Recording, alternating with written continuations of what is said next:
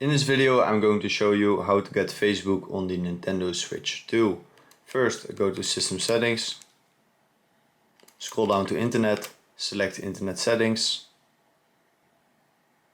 select the Wi-Fi you are using, then select Change Settings, and now switch DNS settings from automatic to manual, and then we need to change the primary DNS to this code.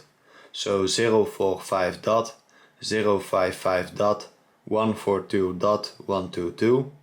Now, once you have done that, click on Save, click on OK.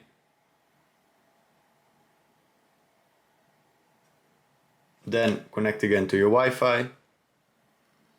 And it will fill the last step of the internet connection, because this is totally okay. Click on OK.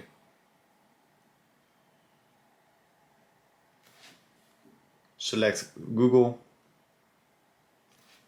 and in Google type in Facebook.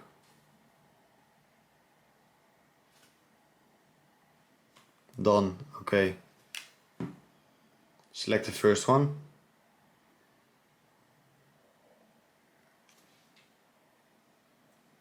And this is how to get Facebook on the Nintendo Switch 2.